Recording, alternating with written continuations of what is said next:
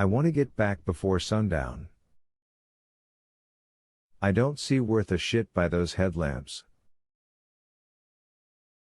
My girl has got a bun in her oven, and I guess you know who did the damn cooking.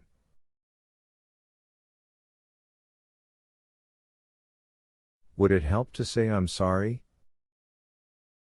No. His lips were pressed tight together, and I could see hot blood beating on both sides of his neck.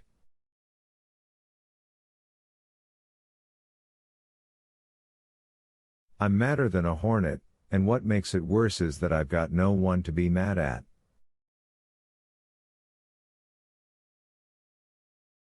I can't be mad at the kids because they're just kids, although if she wasn't with child, I'd turn Shannon over my knee and paddle her for not doing better when she knew better.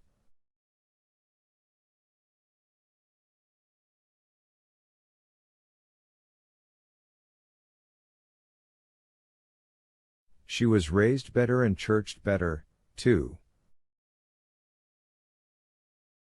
I wanted to ask him if he was saying Henry was raised wrong. I kept my mouth shut instead, and let him say all the things he'd been fuming about on his drive over here.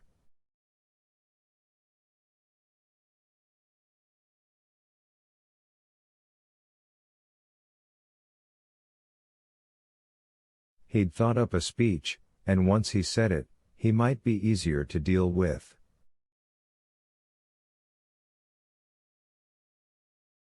I'd like to blame Sally for not seeing the girl's condition sooner, but first-timers usually carry high, everyone knows that.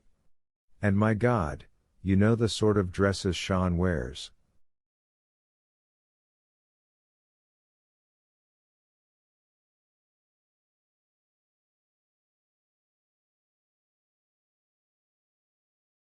That's not a new thing, either.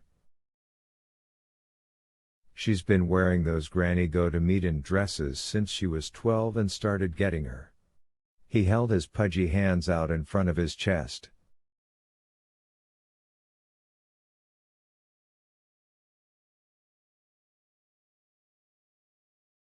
I nodded. And I'd like to blame you, because it seems like you skipped that talk fathers usually have with sons.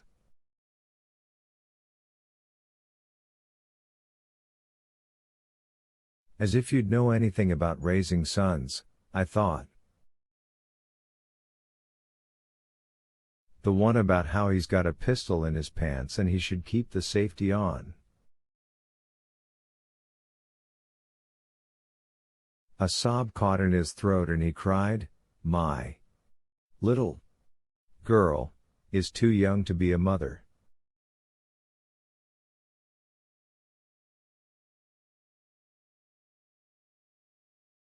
Of course there was blame for me Harlan didn't know about. If I hadn't put Henry in a situation where he was desperate for a woman's love, Shannon might not be in the fix she was in.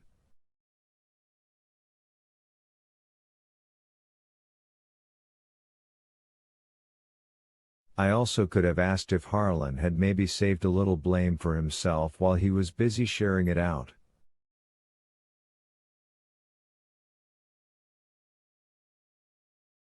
But I held quiet. Quiet never came naturally to me, but living with Arlette had given me plenty of practice.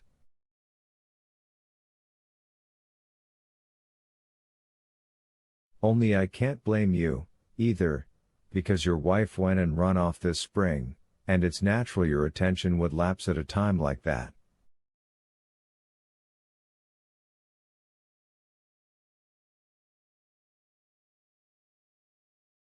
So I went out back and chopped damn near half a cord of wood before I came over here, trying to get some of that mat out, and it must have worked.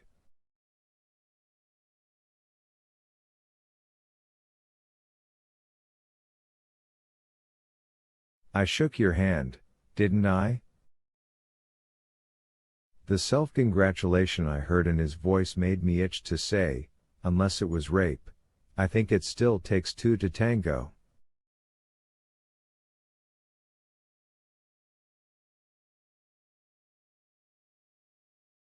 But I just said, yes, you did, and left it at that.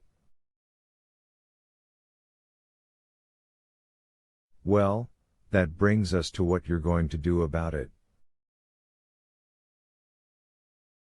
You and that boy who sat at my table and ate the food my wife cooked for him. Some devil, the creature that comes into a fellow, I suppose, when the conniving man leaves, made me say.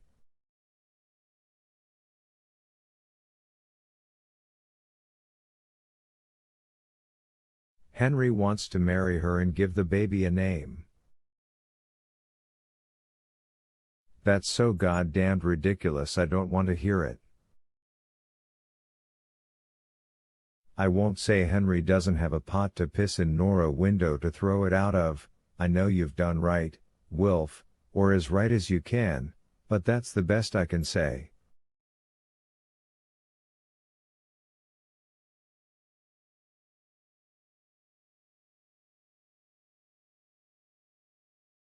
These have been fat years, and you're still only one step ahead of the bank. Where are you going to be when the years get lean again? And they always do. If you had the cash from that back 100, then it might be different. Cash cushions hard times, everyone knows that. But with Arlette gone, there they sit, like a constipated old maid on a chamber pot.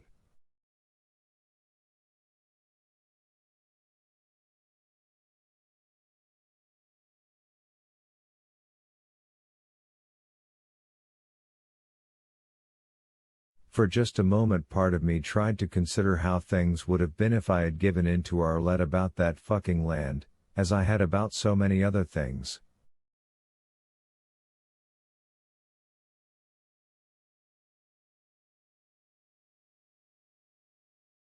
I'd be living in stink, that's how it would have been. I would have had to dig out the old spring for the cows, because cows won't drink from a brook that's got blood and pigs' guts floating in it.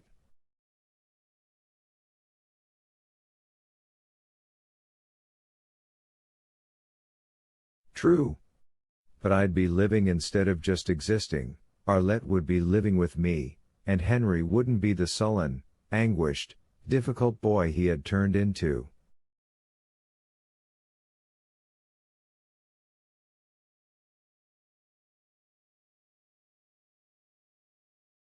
The boy who had gotten his friend since childhood into a peck of trouble.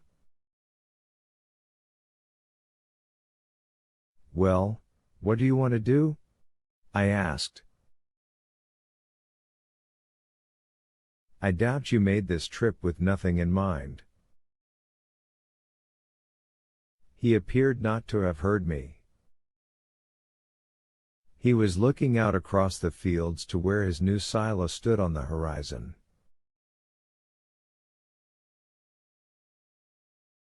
His face was heavy and sad, but I've come too far and written too much to lie, that expression did not move me much.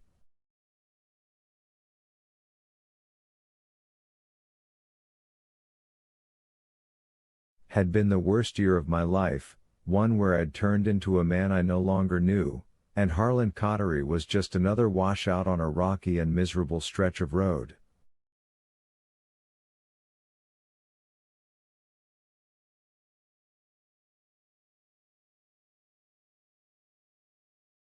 She's bright, Harlan said.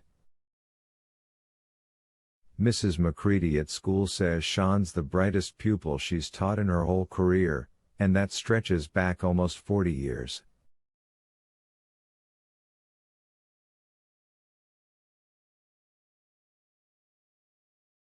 She's good in English, and she's even better in the maths, which Mrs. McCready says is rare in girls.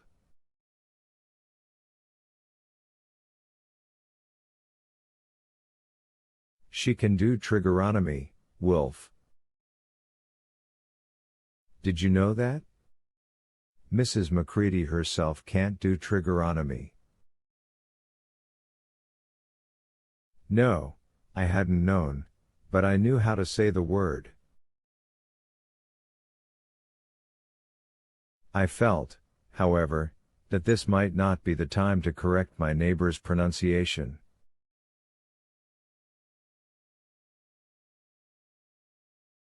Sally wanted to send her to the normal school in Omaha.